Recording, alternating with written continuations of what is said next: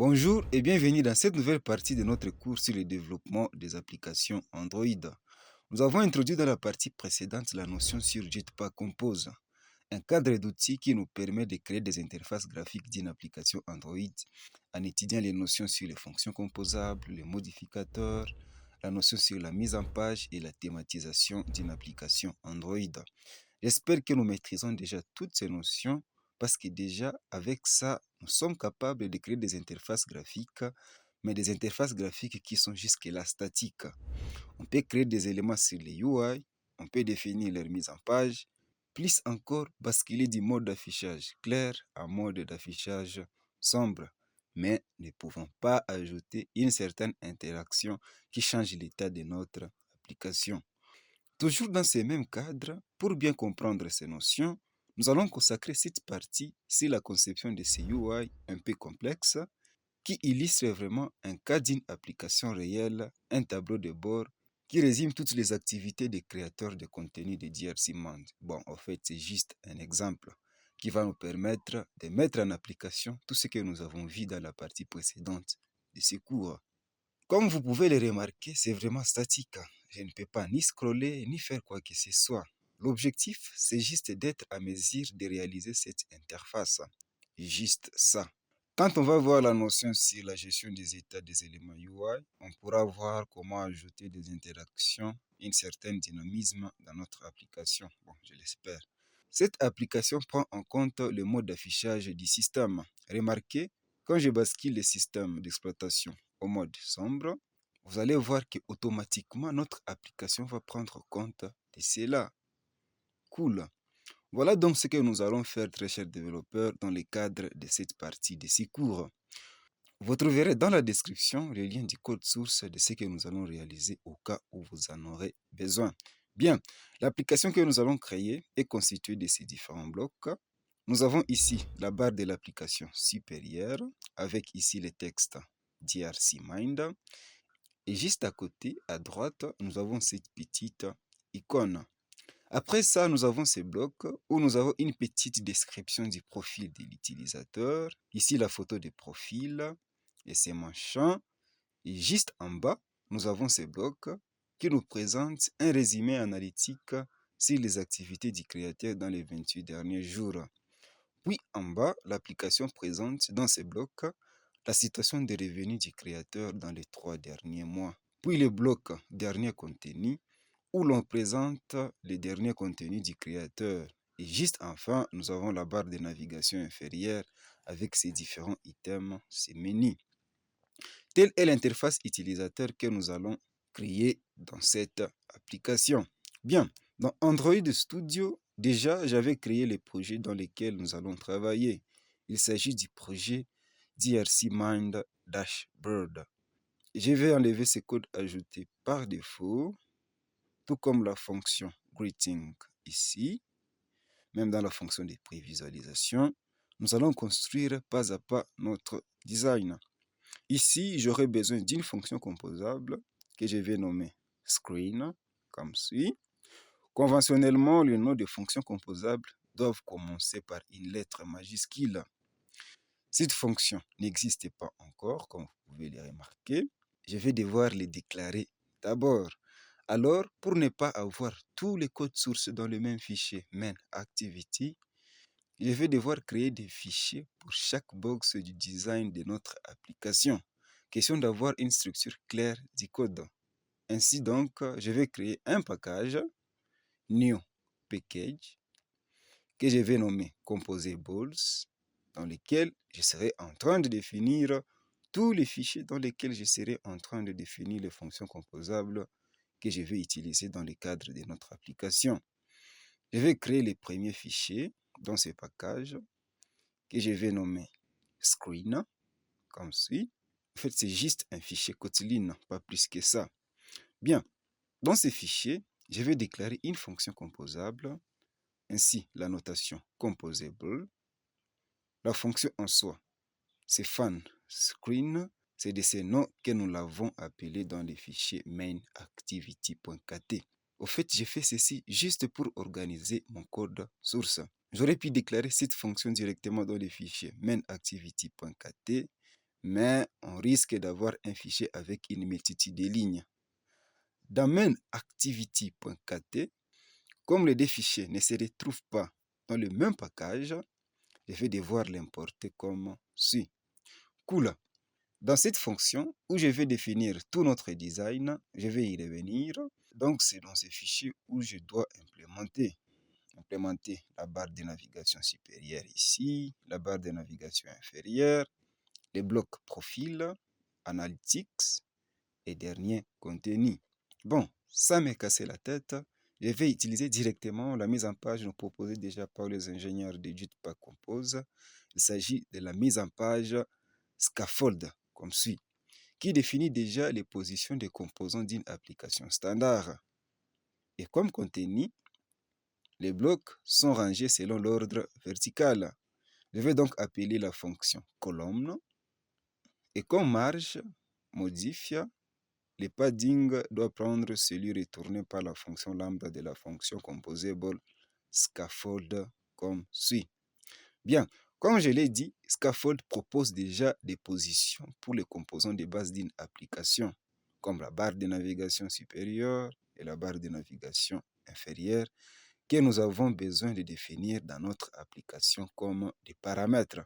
Pour définir la barre de navigation supérieure, nous devons définir le paramètre top_bar qui prend en paramètre une fonction lambda composable. C'est dans cette fonction où nous allons définir notre barre de navigation supérieure sans pour autant se soucier de son positionnement. Il en est de même pour la barre de navigation inférieure. Il faut définir le paramètre bottom_bar. Et juste ici, dans ces colonnes, c'est là que nous allons alors définir le contenu de notre application. Toujours dans le cadre de bien organiser notre code, je vais définir les éléments UI pour les différents blocs de notre application dans des fonctions que je vais déclarer dans des fichiers distincts. Ici, ça sera la fonction composable myTopAppBar. Et juste ici, ça sera la fonction composable myButtonAppBar. Cool. Dans le package composables, je vais créer les fichiers myTopAppBar comme suit. On va y déclarer une fonction composable. La fonction aura comme nom fan myTopAppBar comme suit. Je vais créer un autre fichier que je vais nommer myButtonAppBar et y déclarer une fonction composable avec comme nom myButtonAppBar. Cool. Je vais rentrer dans les fichiers screen. Comme les deux fichiers se retrouvent dans le même package avec les fichiers screen, on n'a pas vraiment besoin d'importer ces deux fonctions. Automatiquement, elles sont prises en compte et reconnues. C'est cool. Juste ici en bas, je vais ajouter une fonction pour la prévisualisation, la notation preview, avec comme paramètre showBackground à true. C'est une fonction composable avec comme nom screen preview. Cool. À l'intérieur, appeler la fonction screen. Je vais afficher la prévisualisation. Vous pouvez remarquer que c'est encore un écran vide. En tout cas, on n'a pas encore défini quoi que ce soit dans nos différentes fonctions composables. Ici, je vais directement ouvrir le fichier myTopAppBar pour définir la fonction composable myTopAppBar. Je vais appeler ici la fonction composable TopAppBar. Comme vous pouvez voir ici, notre barre de navigation supérieure a un texte juste ici au début et cette icône à la fin. Pour ce faire, je vais appeler ici la fonction composable de mise en page box pour positionner les éléments comme je veux. Et au paramètre modifier, je vais faire appel à la fonction fillMaxWidth à l'objet modifier pour permettre au box d'occuper toute la largeur du conteneur, ici les TopAppBar. Nous avons besoin ici d'un texte. Je vais donc appeler la fonction composable text. Au paramètre texte, je vais passer comme argument drc mind font weight à extra bold. Au fait, je vais définir le paramètre modifier pour aligner cet élément texte. Je vais appeler à l'objet modifier la méthode aligne. Comme vous pouvez voir, c'est aligné au début selon l'axe horizontal et au centre selon l'axe vertical. Dans ce cas, en paramètre alignment.centerStat. Nous avons aussi cette icône à la fin au centre ici. Je vais l'ajouter en appelant la fonction composable icône comme suit. Avec ces deux paramètres obligatoires, comme description, je vais mettre ici info. Et au paramètre image vector, au fait, Jetpack Compose nous propose déjà un objet, l'objet icons, dans lequel on retrouve déjà un certain nombre d'icônes. À la propriété default, je vais appeler l'icône info comme suit pour avoir cette icône juste ici. Cool. Je vais aussi définir son alignement en définissant les paramètres modifier à modifier.aligne. Et là, comme paramètre, ça sera alignment center end. Bien, nous avons fini avec la barre de navigation supérieure. Et dans Screen, là où nous avons défini notre prévisualisation, je vais rebuild pour prendre cela en compte. Et oui, nous avons notre barre de navigation supérieure déjà en place.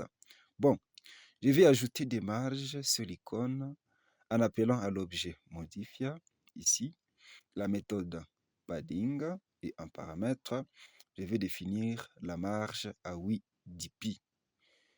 Cool. Je vais directement ouvrir le fichier MyButtonAppBar pour définir aussi la barre de navigation inférieure. Ici, je voudrais faire directement la prévisualisation de ce que je serai en train de créer ici même dans ce fichier, sans pour autant basculer vers le fichier screen où j'ai fait la prévisualisation. Bon, la notation preview avec les paramètres show background à true, ça doit être une fonction composable. Et là, fan myButtonAppBar preview. Et à l'intérieur, je vais appeler la fonction myButtonAppBar. Là, je ne pourrai plus revenir au fichier screen pour prévisualiser. Bien, ici, je vais appeler la fonction composable button navigation. Bon, je vais ouvrir la prévisualisation. Ça y est. Comme vous pouvez voir ici, la barre de navigation inférieure est constituée de menus rangés horizontalement. Je vais donc appeler ici la fonction row. Les éléments rangés horizontalement sont constitués d'une icône et d'un titre rangé verticalement. Je vais donc créer une autre fonction composable, juste ici en bas, pour représenter un élément menu de la barre de navigation inférieure. Ainsi donc, composables, fan button menu item. En paramètre, cette fonction aura besoin d'une icône. Comme type, bon, dans MyTopAppBar, nous avions déjà utilisé une icône. Voyons voir les types de cette icône. Au fait, c'est une instance de la classe ImageVector. Je vais donc mettre ici ImageVector. En plus de l'icône, la fonction a encore besoin d'un titre qui sera du type string. L'icône et le titre sont rangés verticalement, d'où je vais appeler ici la fonction colonne qui permet de ranger les éléments d'une manière verticale. Et à l'intérieur, j'ai besoin d'une icône. Je vais donc appeler la fonction icône. Et comme icône, ça sera celle qui sera passée en argument du paramètre icône. Description, je vais mettre nul. Juste en bas de l'icône, nous aurons besoin du texte, comme suit, pour afficher les titres du menu. À ces paramètres, je vais définir la valeur du paramètre titre. Ici, remarquez que si le texte dépasse la taille, ça coupe le texte et ça met les points de suspension pour montrer que le texte est très long.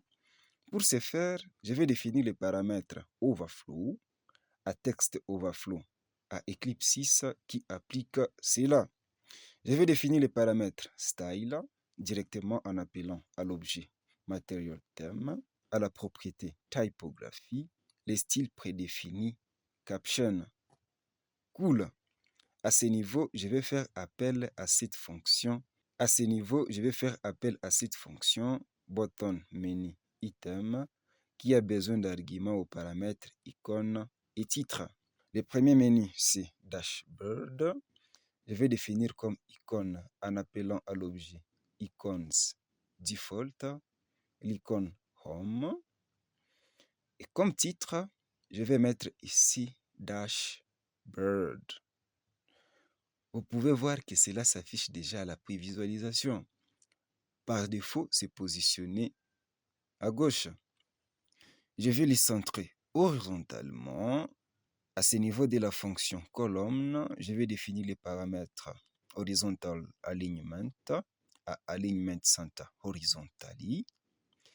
Remarquez, lorsque j'ajoute ici une longue chaîne de caractères, vous pouvez voir que ça enroule. Alors dans ce cas, ça peut occuper l'espace des autres éléments. On va empêcher ces comportements. Je vais à ce niveau définir la taille d'abord d'un menu en définissant ici les paramètres modifier à modifier.size, la largeur width à 60.dp et la hauteur height à 40.dp. Cool. Là, on peut voir que l'effet Eclipse s'applique déjà. C'est génial. Au fait, notre barre de navigation inférieure a 4 menus. Je vais donc dupliquer ceci 3 fois. Ici, l'icône sera liste et titre, c'est contenu. Et ici, l'icône, c'est checklist. Et là, comme titre, je vais mettre analytics. Et enfin, ici, l'icône à email. Et comme titre, à commentaire. Bien, au fait, comme vous pouvez le remarquer, les menus sont tous positionnés à gauche l'un après l'autre. Normalement, ils doivent être justifiés dans toute la barre de navigation inférieure. À ce niveau de la fonction composable row, je vais définir les paramètres horizontal arrangement à arrangement space around. Ça ne s'applique pas. Normalement, le row doit occuper toute la largeur du bouton Navigation. Nous allons donc définir les paramètres modifier à modifier.fillMaxWidth. Cool. Vous pouvez alors voir à la prévisualisation que c'est justifié. Les éléments sont maintenant justifiés. Je vais ajuster aussi les éléments selon l'axe vertical au centre en définissant les paramètres vertical alignment à alignment.center vertically. Oups, ça ne s'applique pas non plus. Au fait, les rows doivent aussi remplir toute la barre selon l'axe horizontal. Là, avec la fonction fillMaxWidth, ça a juste rempli la largeur. Mais pour que ça remplisse et la largeur et la hauteur, nous devons utiliser ici la fonction fillMaxSize. Cool. Vous pouvez alors voir que les menus s'ajustent alors comme on les souhaite. C'est génial. Nous avons donc fini à concevoir le design de nos deux barres de navigation. Dans le fichier Screen, je vais Rebuild. Et oui, vous pouvez voir que c'est déjà en place. Là, nous pouvons alors consacrer à concevoir les contenus de notre application, à l'occurrence la partie qui présente les profils, la partie analytique, la partie revenu et la partie dernier contenu. Dans cette fonction composable colonne, je vais disposer toutes ces parties l'une après l'autre dans des fonctions composables. Je vais définir le design pour la partie profil dans la fonction profile que je vais appeler ici. La partie analytique dans la fonction analytics comme suit. La partie revenu dans la fonction revenue. Et enfin, la partie dernier contenu dans la fonction last content comme suit. En tout cas, toutes ces fonctions, je dois les définir pour avoir tous ces designs complets. Cool. Je vais directement créer un nouveau fichier dans le package composables. Ce sera le fichier profile. Et là-dedans, je vais déclarer une fonction composable fun profil comme suit. Je vais aussi créer le fichier pour y déclarer la fonction composable fun analytics. Le nom du fichier, c'est analytics. Là-dedans, composables comme suit, fun analytics. Dans Screen, analytics est pris en compte. Apparemment, il y a un conflit de dépendance ici avec les noms profile. Je vais importer la fonction profile de ces mêmes packages. Oups, bon, je vais juste redéfinir le nom. J'espère que ça va aller. Cool, ça marche. Pour la fonction revenu, je vais aussi créer un autre fichier revenu et y créer une fonction composable fan revenu. Et pour last content, un autre fichier dont le nom est last content, dans lequel je vais déclarer la fonction composables fan last content comme suit. Bon, nous avons déclaré déjà toutes ces fonctions, il ne reste qu'à les implémenter pour avoir ce dont nous avons besoin, notre design. Nous allons commencer par la fonction profile. Bien, ici, comme vous pouvez voir, nous avons cette image de profil et à côté, ces trois tests qui s'arrangent les uns après les autres. Bien, avant d'implémenter cela, je vais d'abord copier ces images. En tout cas, j'en aurai besoin dans le cadre de ce projet. Je vais les copier dans les dossiers Drawable, comme suit. C'est bon. On peut voir qu'elles ont été ajoutées avec succès. On peut alors avoir accès à cela par les billets de la classe R. L'image et les textes sont rangés horizontalement. Ainsi donc, je vais appeler ici la fonction composable row. Ça va contenir toute la largeur. Ainsi donc, au paramètre modifier, je vais appeler à l'objet modifier la fonction fill max width. Aussi, je vais appliquer une marge en appelant la fonction padding que je vais définir à 8 dpi. Au début, j'ai besoin de l'image de profil. Je l'imbriquerai dans la fonction composable suffice comme suit. Et ici, la fonction composable image. Au paramètre painter, je vais passer comme argument la valeur retournée par la fonction painter resource qui prend en paramètre la ressource. Les ressources, on les retrouve à partir de la classe R. Je vais l'importer dans le dossier Drawable. Il s'agit de la ressource Louis Profile. Ici, je vais juste mettre nil. Bon, pour la prévisualisation, je vais ajouter ici en bas la fonction avec la notation preview en paramètre show background à true. C'est une fonction composable. Fan, ça sera profile preview. À l'intérieur, je vais appeler la fonction profile que je souhaite prévisualiser. Je vais afficher la prévisualisation. Cool, nous avons notre image. Normalement, l'image de profil doit être ronde. Je vais donc définir à la fonction suffice le paramètre modifier qui est égal à l'objet modifier. Je vais d'abord définir la taille de l'image pour que ça soit uniforme. Pour ce faire, je vais appeler la méthode size. Ça sera 70 dpi partout, en hauteur tout comme en largeur. Au fait, c'est un carré. Au fait, c'est un carré. Pour que l'image soit ronde, je vais appeler la méthode clip et en paramètre, rounded corner shape, ça sera à 50%. Cool. Ça y est.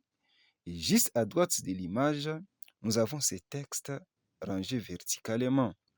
Je vais donc ajouter à ce niveau la fonction composable column. À l'intérieur, ajouter les premiers textes par la fonction texte. Ici, ça sera Louis Musole. Pour les styles, je vais définir un style du material theme. Material theme.typographie.subtitle 1. Pour les textes en bas, toujours par la fonction texte. Ici, ça sera, laisse-moi voir. Au fait, c'est le nombre de contenus publiés. Je vais mettre 67. Et comme style, toujours à l'objet material theme, à sa propriété typographie. Ici, je vais prendre H6. Et les textes, je veux que ce soit en gras au paramètre font weight. Je vais définir extra bold comme suit. Cool. Enfin, le dernier texte, toujours par la fonction composable texte, ça sera nombre total de contenus publiés. Et comme style, material theme, toujours à l'objet typographie, là ça sera body 2. Cool. Nous avons nos trois textes et entre l'image de profil ici et les blocs de texte, nous devons ajouter un espace. À ce niveau, entre les deux, il y a la fonction composable space qui permet d'ajouter un espace entre les éléments UI. Comme ce sont des éléments qui sont rangés horizontalement, là je dois définir l'espace horizontalement en définissant juste la largeur de cette fonction. Ainsi donc, au paramètre modifia, ça sera égal à modifia et définir la méthode width à 8 dpi. En tout cas, je pense que c'est tout pour le bloc ou la partie profil. Et dans les fichiers screen, dans lesquels j'ai fait appel à toutes ces fonctions, bon, je vais recompiler la prévisualisation. Cool. Nous avons aussi la partie profil qui s'ajoute à la prévisualisation. C'est vraiment génial. Petit à petit, on avance. Maintenant, nous allons implémenter la partie analytique. Je vais fermer tous ces machins et dans les fichiers analytics.kt, j'ai ma fonction analytics que je dois implémenter. Ici, nous avons ces deux blocs, la partie descriptive, c'est des textes, ainsi que ces deux cartes. Ces deux blocs sont rangés verticalement. Je vais donc définir ici la fonction colonne. Au paramètre modifia, ça va contenir toute la largeur, d'où l'appel à la fonction fillmax width. Aussi une marge par padding à 8.dpi que je vais importer bien sûr.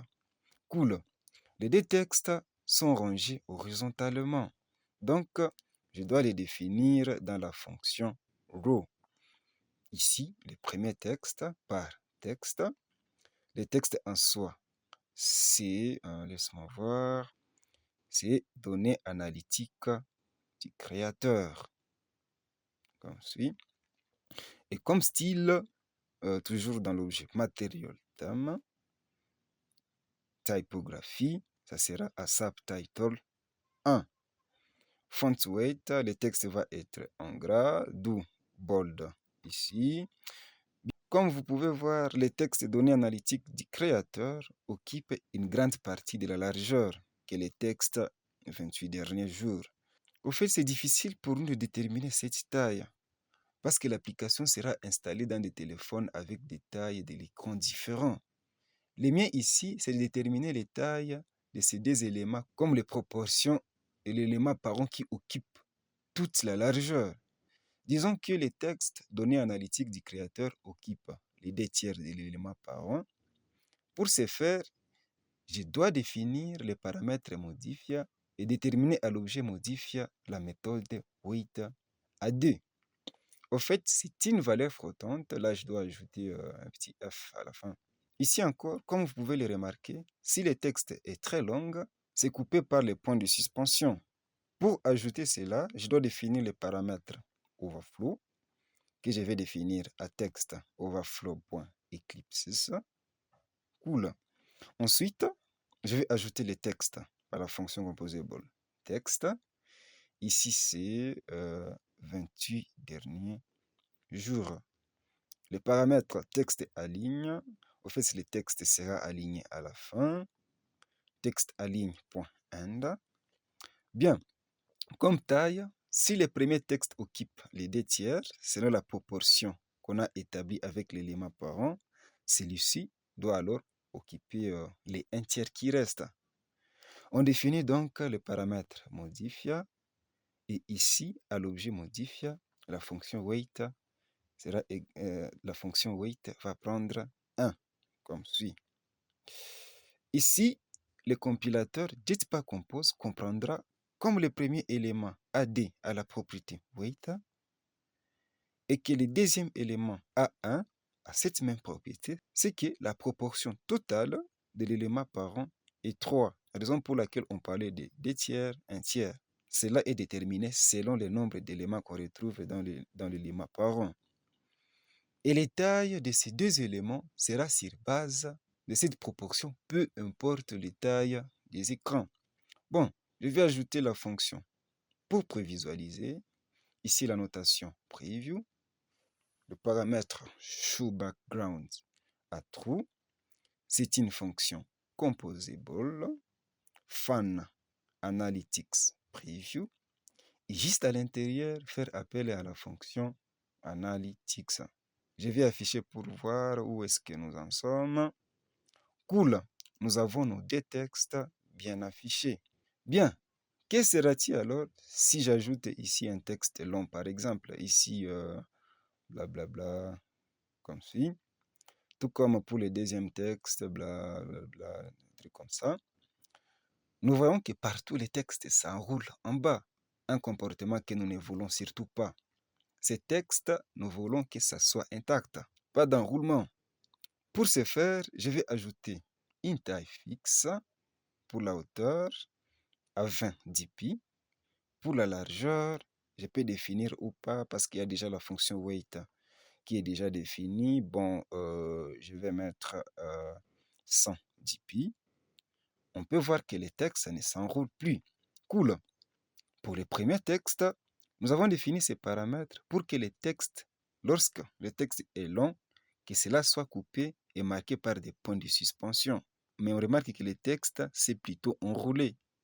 On peut empêcher cela aussi en définissant le paramètre softWrap à false. Cool, c'est bon. Je pense que là, ça va. On peut encore remarquer que les 2 textes ne sont pas vraiment rangés verticalement au même niveau. À ce niveau, je vais donc définir les paramètres vertical alignment à center vertically. Bien, voyons voir alors comment on peut implémenter ces 2 cartes qui sont rangées horizontalement. Donc, à ce niveau, je vais appeler la fonction row. Ici, remarquez, nous avons 2 cartes avec exactement le même design. Ce qui change, c'est juste les données qui y sont affichées. Ici, la bonne manière, la bonne pratique, c'est de créer un template qu'on sera en train de passer les données, que ce soit pour 2, 3, 100 éléments, au lieu de créer un design pour chaque élément. Alors, juste ici en bas, je vais créer une autre fonction composable. Ça sera fan cad element. Ça sera une fonction qui sera en train de prendre en paramètre un objet data analytics, un objet de la classe data analytics que nous devons créer pour représenter une donnée qu'on retrouve dans une carte. Cool. Je vais donc créer un autre package que je vais nommer modèle. Et là-dedans, créer la classe data analytics. Ça sera une data class. Et comme propriété, on peut voir ici que chaque carte a un titre et une certaine valeur numérique. Val title pour les titres, ça sera du type string. Et val value pour valeur. Et là, je vais mettre aussi le type string. Ici, dans ce fichier, je vais devoir l'importer. Comme la classe ne se retrouve pas dans le même package avec ces fichiers. Cool. Dans cette fonction, je vais appeler la fonction composable card qui permet d'ajouter un élément carte. Je vais définir le paramètre elevation à 1 dpi pour ajouter un petit effet de l'ombre sur la carte. Et le paramètre shape à rounded corner shape à 8 dpi pour ajouter un rayon de bordure à cette carte dans tous les quatre côtés. Les éléments aux routes de cette carte sont rangés verticalement. Donc, je vais définir ici la fonction colonne. Je vais ajouter une marge intérieure à l'intérieur en définissant ici les paramètres modifia à modifia.padding.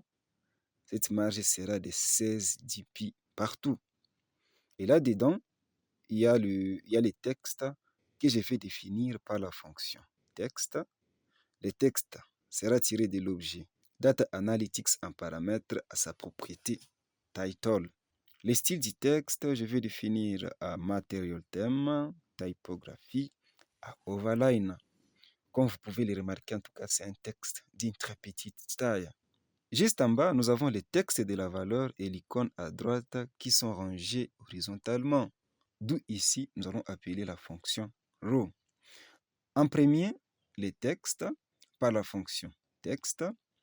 Ça sera la propriété value de l'objet data analytique, ici value. Et comme style, Material Theme, typographie, sera à H5. En fait, c'est un texte un peu plus grand. Et juste à côté, nous avons l'icône que je vais ajouter par la fonction composable icon. Au paramètre image vector, ici à l'objet icons, nous proposé par JIT.compose à la propriété default.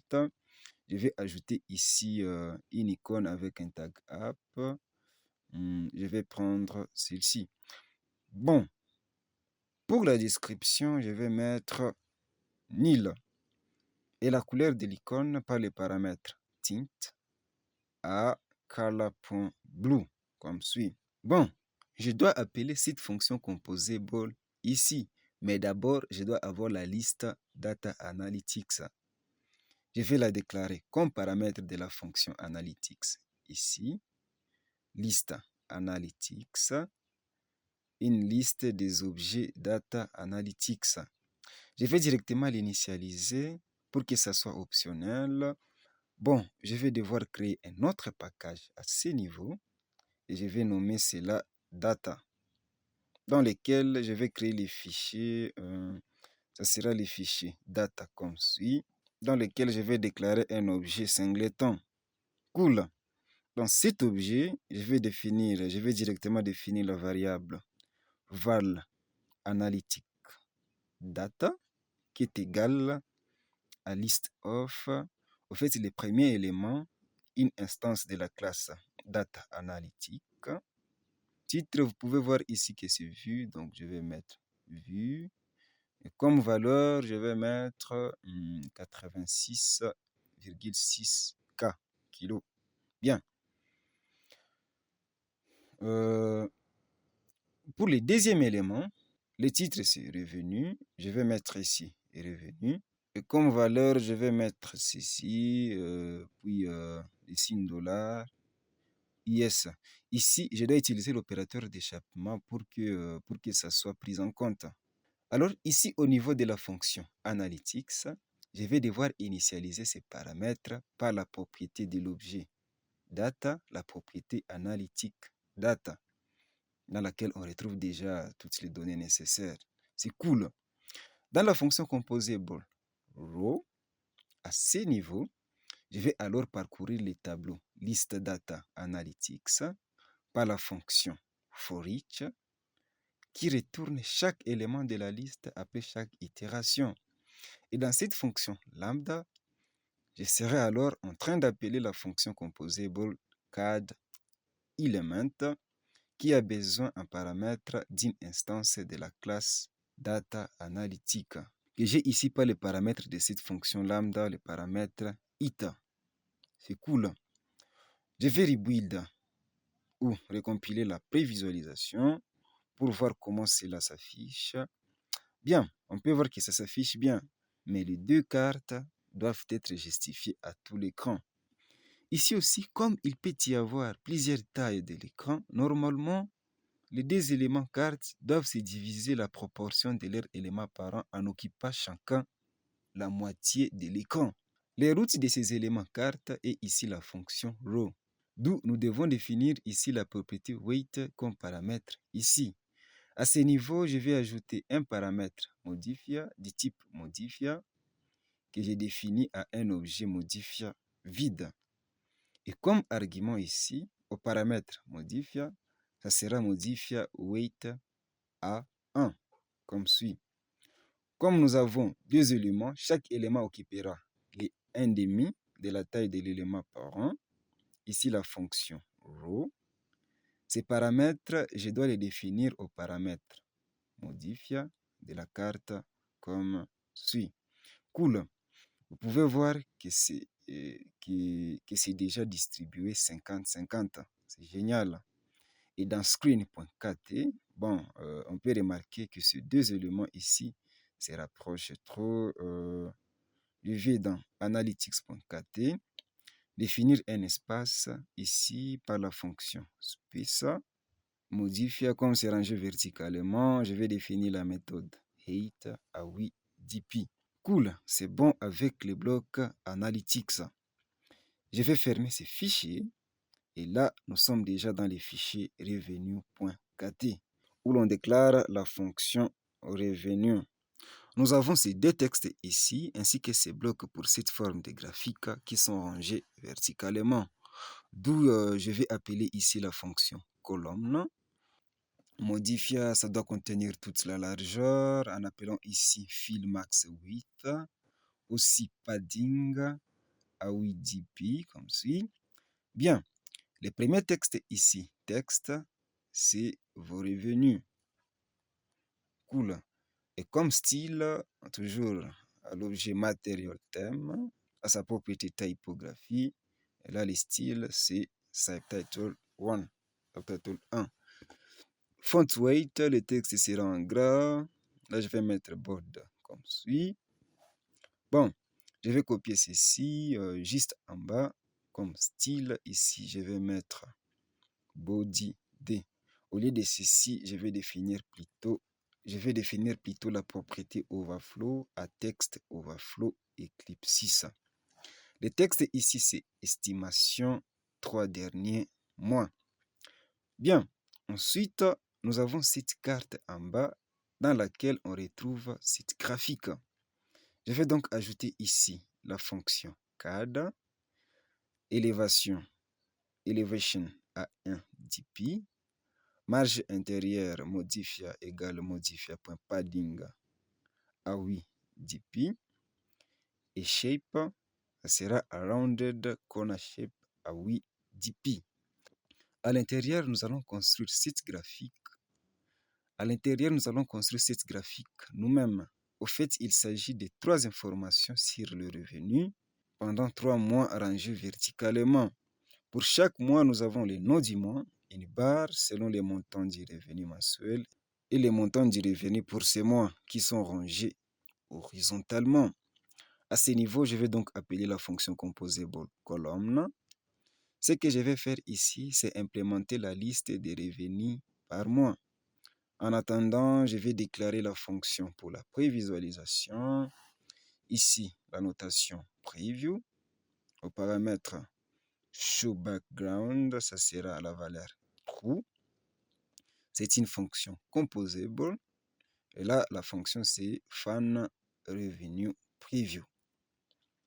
Et à l'intérieur, appeler la fonction revenue comme suit. Je vais afficher la prévisualisation. Je vais recompiler. Cool.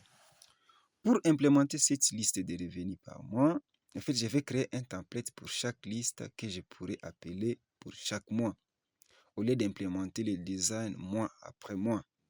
Ainsi donc, juste en bas, je vais créer une autre fonction composable, composables, comme si, fan sera revenu by month item. Cette fonction aura un paramètre revenue data, une instance de la classe data revenue que je vais devoir créer dans les packages modèle. Comme si, c'est une data class. Et comme propriété, il y a les mois, le montant qui permet d'avoir cette barre. Nous allons donc ici val month, du type string et val amount pour dire montant du type flottant ou float. Dans revenue, je vais devoir importer cette classe. Bien, dans les blocs de cette fonction, les moins, la barre et les montants sont rangés horizontalement. Je vais donc appeler ici la fonction row. En première position, nous avons un élément texte que je vais créer en appelant la fonction texte. Le texte ici sera tiré du paramètre revenue data à sa propriété month. Le paramètre overflow à texte overflow.eclipse. Soft wrap à false. Et comme largeur, je vais définir par la fonction weight de l'objet modifié pour définir la largeur proportionnellement aux parents. Le paramètre modifié à modifier.weight à 1, comme suit. Nous avons cette barre. Je vais la concevoir dans la fonction composable row, ici. Modifier à modifier.weight, ça sera un peu plus grand, ça sera à 2. Puis la fonction fillMaxWidth pour remplir la largeur. Bien, à l'intérieur, je vais appeler la fonction box.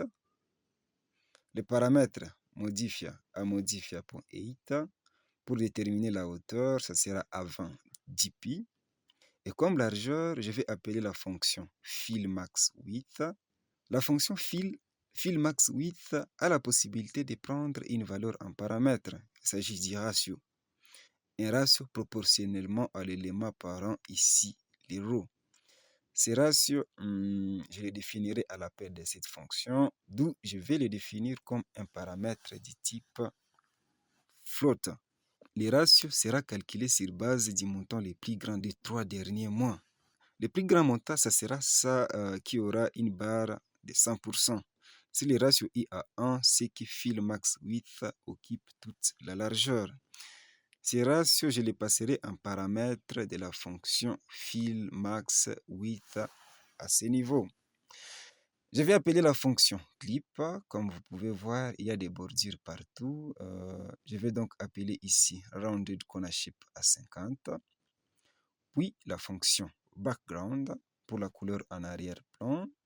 Material theme, point colors à secondary pour établir un accent.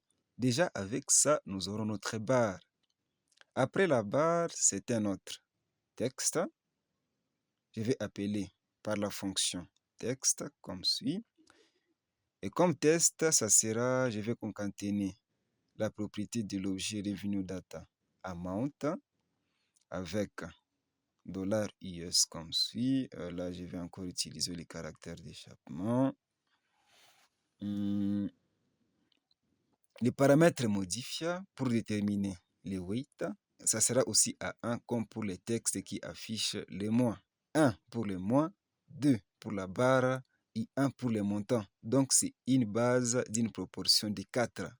Je vais aussi définir les paramètres texte aligne. Comme vous pouvez voir, le texte est aligné à droite.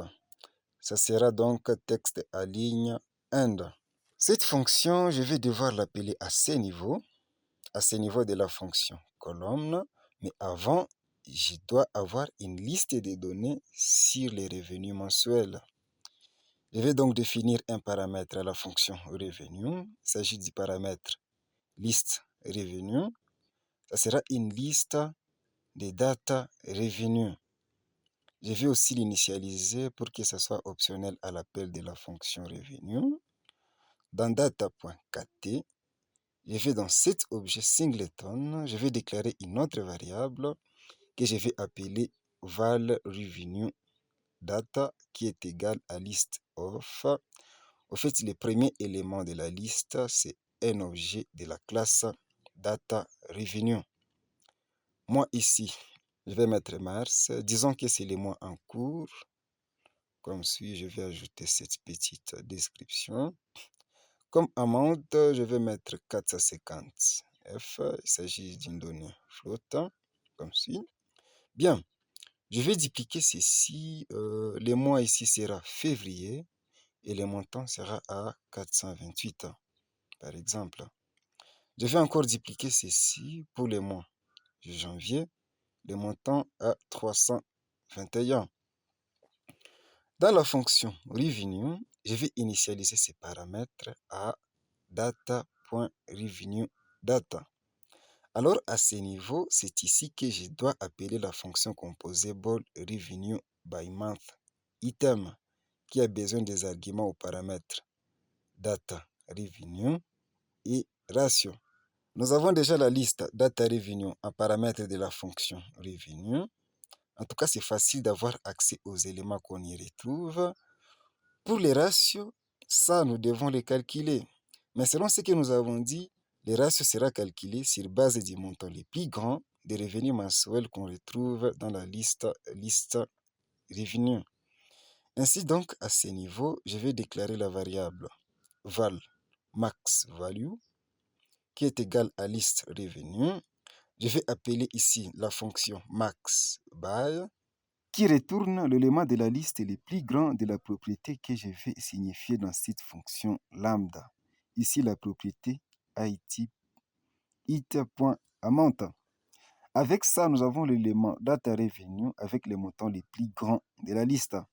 Ceci nous permettra de calculer les ratios.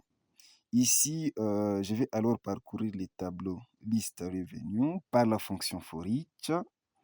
Et dans la fonction lambda, appelée la fonction composable revenue by month item pour chaque itération. Et au premier paramètre, revenue data, je vais passer it. Et pour les ratios, ça sera les ratios du montant de l'élément de l'itération au montant du mois le plus grand. It.amount sera divisé par maxvalue.amount. Ce ratio sera servi pour déterminer la taille de la largeur du box ici. Cool. Je vais rebuild, je vais recompiler pour la prévisualisation, pour voir l'aperçu de ce qu'on vient de faire. Ici, en tout cas, c'est trop attaché. Je vais ajouter à ce niveau un padding, seulement selon l'axe vertical. Ça sera à 8 dp. Cool, ça y est. On peut encore remarquer que le mois, la barre et les montants ne sont pas vraiment alignés sur une même ligne. Je vais fixer cela en définissant ici le paramètre vertical alignment ascent vertically. Cool. Alors dans screen.kt, je vais recompiler pour voir la prévisualisation. Pour voir la prévisualisation avec tous les autres éléments de notre UI. Cool, vraiment c'est bon. Nous venons de finir la partie où les blocs revenus. C'est vraiment génial. Voyons voir alors comment implémenter ces derniers blocs, la partie dernier contenu. Vous pouvez voir ici que nous avons d'abord un texte et juste ici en bas, une liste des derniers contenus publiés. Alors, dans lastcontent.kt, à la fonction composable lastcontent, au root ici, je vais avoir la fonction colonne. Modifia, ça va contenir toute la largeur. Ainsi, modifia fill max 8 et padding à 8 dp. À l'intérieur, un texte dont le texte est dernier contenu. Ainsi, ici, dernier contenu. Style, c'est toujours à l'objet matériel. Thème, typographie, à subtitle 1. Font weight, ça sera à bold. Soft wrap, je vais mettre ça à false. Et les paramètres overflow à texte overflow eclipse. Cool. Et juste en bas du texte, nous avons déjà la liste des derniers contenus. Mais avant d'implémenter cela, je vais d'abord ajouter un espace ici par la fonction composable space. Comme c'est dans une fonction colonne, je vais définir le paramètre modifier qui est égal à l'objet modifier. Et là, je vais appeler la fonction 8 que j'ai définie à 8 dp. Ensuite, il faut alors implémenter la liste des derniers contenus. Mais comme pour les autres, nous allons avoir la liste des contenus que nous pourrons parcourir pour appeler les templates du design des derniers cours que nous allons aussi définir. En attendant, je vais déclarer une liste ici comme paramètre de cette fonction. Il s'agit du paramètre list last content du type liste de la classe des éléments de la classe content. Dans le package modèle, je vais créer la classe content qui est une data class. Et comme propriété, remarquez ici, nous avons le titre du contenu et la durée depuis sa publication. Donc, nous aurons ici val title de type string, val duration ou durée du type, je vais mettre toujours string. Ensuite, nous avons la miniature du contenu. Remarquez déjà, nous avons copié les différentes images que nous aurons besoin dans le cadre de ces cours, y compris les miniatures. Bien, les ressources dans Android Studio sont associées à une valeur entière. Ainsi donc ici, val, ça sera thumbnail du type int. Nous avons aussi ici le nombre des stages, des likes et des favoris. Donc ici, val stage de type int, likes du type int et favorites du type int. Et dans last content, à ce niveau, je vais importer cette classe. Puis à ce niveau, je serai en train de parcourir la liste en paramètres list last content par la fonction for each. Et dans ce bloc, je serai en train d'appeler la fonction composable que je vais créer après, last content item. Cette fonction aura comme paramètre une instance de la classe content ici. Je vais donc passer ici it. Et juste ici en bas, je vais créer cette fonction composable. En fait, c'est bien sûr une fonction composable. Fan last content item avec comme paramètre content du type content. Cool. Je vais d'abord déclarer la fonction qui va nous permettre de prévisualiser ce que nous serons en train de coder pour ne pas continuer dans les vides. Ici, la notation preview, c'est une fonction composable. Fan last content preview. Et à l'intérieur, appeler la fonction last content. Cool. Bon, on ne sera pas ici en train de renseigner la liste pour la prévisualisation et aussi à l'appel de cette fonction dans le code de notre application, dans les fichiers screen, raison pour laquelle je vais initialiser ces paramètres pour qu'ils soient optionnels à l'appel de cette fonction. Alors, dans data.kt, là où on simule toujours nos différentes données, je vais créer une autre variable à ce niveau, val last content, qui est égal à list of. Les éléments sont les instances de la classe content. La première instance ici, pour titre, dans les dossiers Drawable, nous avions déjà préparé les images pour les différents contenus. Le premier élément aura comme titre apprendre le développement Android. Cool. Et pour la propriété duration, ça sera il y a 4 jours. Pour thumbnail, la classe R, que je vais importer bien sûr au dossier Drawable. Il s'agit de la ressource Android. Pour les stars, je vais mettre 199, ici 202, et là je vais mettre 999 pour favorite. Je vais dupliquer ceci pour le deuxième élément. Les titres, c'est la programmation avec le langage Kotlin, comme ci. Et ici, ça sera il y a des semaines. La ressource ici, c'est Kotlin. Là, je vais mettre 700. Ici, je vais mettre 603. Et là, je vais mettre 659. Bien. Je vais coller de nouveau pour définir le troisième élément.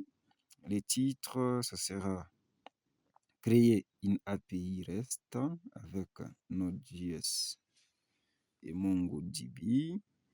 Duration, ça sera il y a 4 mois.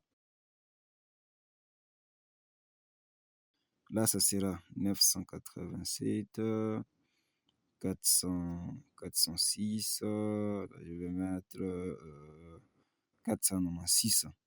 Cool, c'est bon.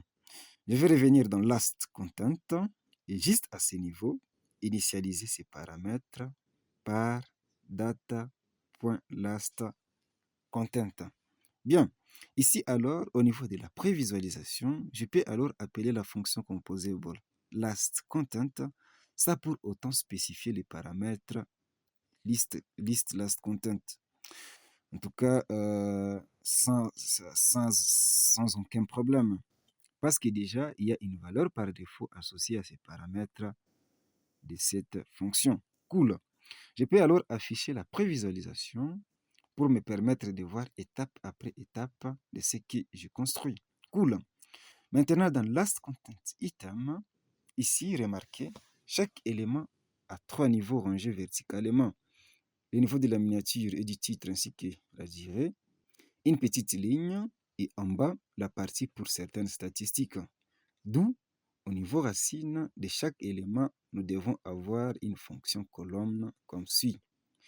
Je vais définir les paramètres modifier, à modifier padding, ah oui, DP, pour déterminer la marge. La première partie, nous avons la miniature et les blocs de ces deux textes rangés horizontalement. Ici, je vais donc appeler la fonction row. En première position, nous avons l'image de la miniature. Je vais l'ajouter par la fonction composable image. Au niveau du paramètre paint, je vais appeler la fonction paint resource qui prend en paramètre la ressource en question qu'on retrouve bien dans les paramètres content à sa propriété thumbnail. Content description, je vais mettre nil. Ici, les paramètres modifier pour définir la taille de l'image, ça sera pour la hauteur 8 à 50.10 pi et pour la largeur 8 à 110 pi. J'ai défini explicitement la taille parce qu'il peut y avoir que vous ayez des images avec des tailles différentes. Et à cela, je vais définir l'aspect ratio à 2 pour une image en rectangle, bien sûr. Après, nous avons les deux textes à côté qui sont rangés verticalement. Ici, donc, je vais appeler la fonction colonne en première position de cette fonction, un texte comme suit. Le texte sera la propriété de l'objet content en paramètre à la propriété title. Style, comme toujours, material theme, typographie, ça sera le style caption. Ici, remarquez, il y a des points de suspension si le titre est long. Je vais donc définir les paramètres overflow, à texte overflow eclipse. Ensuite, nous avons le deuxième texte, comme suit. Ça sera ici content. En fait, c'est juste le paramètre de l'objet content duration. Comme style, c'est material theme, typographie. Bon, c'est ici que je vais mettre caption. Donc ici, ça sera alors body 1. Est-ce que ça match? Bon, essayons avec ça. Ou body 2. Est-ce que ça convient à notre maquette?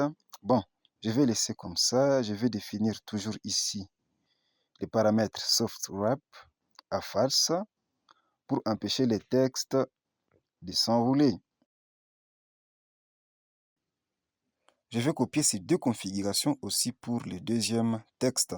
Ensuite, nous avons une ligne diviseur juste après la fonction row, mais avant, il y a un petit espace entre les deux. Donc là, je vais appeler la fonction space. Comme c'est dans un colonne, modifier, je vais définir la hauteur par 8 à l'objet modifier à 8 dp. Pour ajouter cette ligne, nous avons la fonction composable divide ici. En tout cas, ça suffit juste comme ça. Et juste après la ligne, il y a un autre espace. Je vais copier ceci à ce niveau. Cool. Ensuite, à la dernière partie de ce bloc, nous avons des icônes et textes tous rangés horizontalement. Donc ici, je vais appeler la fonction row. Ça va remplir toute la largeur. Modifier égale modifier.fill max width. À l'intérieur, nous avons aussi les éléments rows pour les icônes et les textes. Ici, la fonction row. Premier élément, ici, icône. Là, je vais mettre nil pour la description. Et au paramètre image vector, à l'objet icons, à la propriété default, je vais mettre ici l'icône stars, comme suit. La couleur de l'icône, ici, par le paramètre tint, à gray. Gray, on va voir ces différentes possibilités. Je vais maintenir gray comme suit. Et juste à côté, les textes avec comme valeur la propriété du paramètre content, la propriété stars. Et comme style, toujours material theme, typographie, ça sera à body D. On peut remarquer que l'icône et les textes ne sont pas bien alignés. À ce niveau, je vais définir les paramètres vertical alignment, accent vertically. Ce que je vais faire ensuite, c'est de dupliquer ceci deux fois. Ici, nous avons l'icône temp up avec la valeur de l'axe. Donc, à ce niveau, au lieu de stars, ça sera l'axe. Et juste ici, l'icône temp up. Ici, il s'agit de l'icône favorite. Et ici, la valeur de la propriété favorite. Ces éléments doivent être distribués dans toute la largeur du conteneur. Ainsi donc, à ce niveau, je vais définir les paramètres horizontal arrangement. Ça sera a space between. Cool, ça y est. On va voir si ça convient à notre maquette. En fait, chaque élément du dernier contenu est une carte avec une certaine évaluation, un certain rayon de bordure à tous les côtés. Et à ce niveau, je vais d'abord réduire tout ceci et appeler ici la fonction composable card elevation à 1 dp.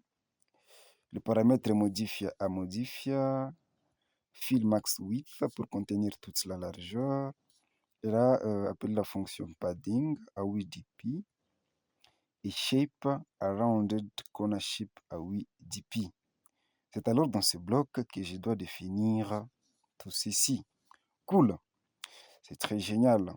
Alors dans script.kt, pour toutes ces fonctions, on les a déjà toutes implémentées.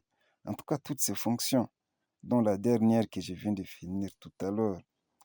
Je vais recompiler pour la prévisualisation. Ça y est, nous avons notre interface graphique. Mais on peut remarquer que la hauteur de nos barres ici est plus grande que celle de notre maquette ici. Alors dans revenue.kt, à ce niveau, c'est là qu'on a défini la hauteur à 20 dp. Je vais la définir à 10. J'espère que ça va déjà. Et ici, dans Screen, lorsque je recompile la prévisualisation, là, ça a l'air d'être bon. Je vais essayer d'ajuster les marges. En fait, les titres ont l'air de ne pas vraiment être à la même ligne avec les autres composants. Ici, par exemple, je vais ajouter les paramètres modifier à l'objet modifier, appeler la fonction padding. Et là, je vais juste déterminer les marges horizontales, c'est-à-dire au début et à la fin, en appelant ici le paramètre horizontal que je vais définir à 8 dp. Cool. On peut alors continuer. Maintenant que nous avons notre screen, nous devons alors l'insérer dans les composants activités. C'est les composants sur lesquels l'interface utilisateur est bâtie. Cool. Déjà dans la fonction onCreate, nous avons la fonction composable screen qui est déjà appelée au sein de la fonction setContent dans les blocs dashboard theme. C'est cool. Je vais juste l'ajouter ici pour la prévisualisation. C'est bon. Je vais le compiler pour la prévisualisation. C'est cool. Nous avons notre design tout fait.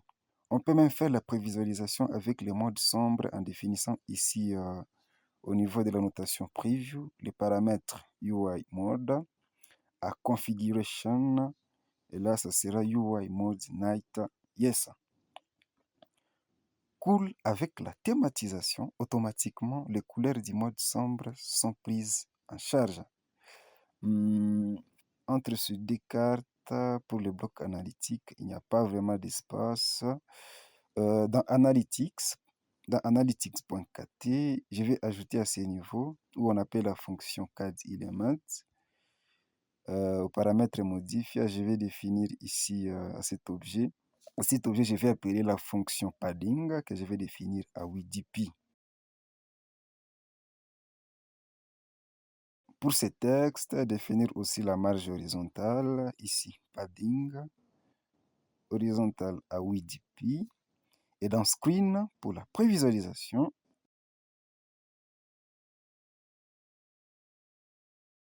ça y est, mais il y a un autre décalage au niveau des revenus. Ici, je vais définir le paramètre modifier à modifier pour le padding horizontal à 8 dp, tout comme à ce niveau. Bien, dans Main Activity, je vais de nouveau recompiler pour la prévisualisation. C'est bon, j'espère que nous avons atteint notre objectif. À présent, ce que je vais alors faire, c'est d'exécuter les projets pour avoir une application qui tourne dans un appareil. Je vais d'abord sélectionner mon deuxième appareil ici, Pixel 6. Je vais cliquer sur exécuter, sur cette icône.